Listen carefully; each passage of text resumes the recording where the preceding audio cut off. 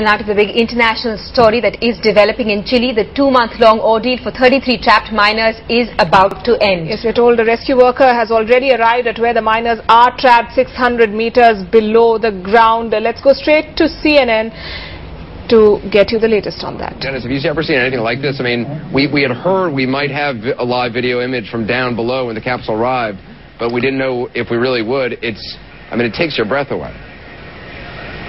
I'll tell you, the thing to tell the whole story is to look at the miners' faces, the smiles. That tells the whole story right there, because all the hope that they had held on to has finally come to a reality this evening.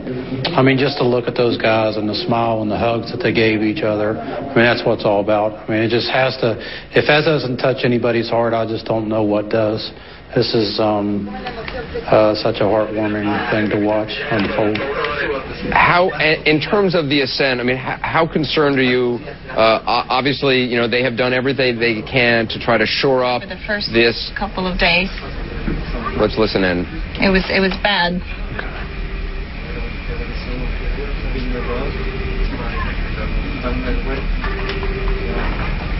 I'm not exactly sure where this sound is coming from, but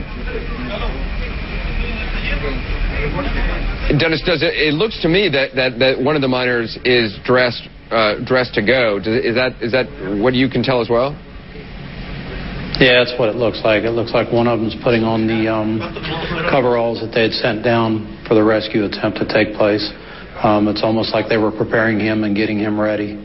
I saw initially the rescuer that went down was giving a brief overview to everybody after, you know, the initial hugs and hellos and greetings and everything. And I think he was just, you know, telling everybody what he experienced on his way down and what they should experience on their way back up. So how safe I think is this everybody's ascent? getting anxious at this point. How safe is this? I'm sorry? How safe do you think this ascent is? I mean, obviously it's not a straight shot down. It's on about an 80-degree angle. You know, they tried to shore up some of the upper parts of it with metal, with steel. But there's inherent risk involved. Yeah, there always is, Anderson. But I'd said earlier before, I think they've taken every precaution that they possibly thought they could take. With saying that, you know, there's always a risk anytime that you are involved in a rescue recovery where you're going through different strata and you're going to be going in and out like they will throughout the next several hours. But I think they're going to take extra due care in watching that, and I think it's going to be a fairly safe operation. How poor a mine was this? Obviously, the Chilean authorities felt that the mining company which owns this mine couldn't really handle the rescue operation. They brought in another group of folks. I mean, is there much oversight of these mines? You know, I'm not sure as far as Chile what the regulations are, if any, especially in the gold and copper mines. The United States has, you know, we're well regulated with our mining industry.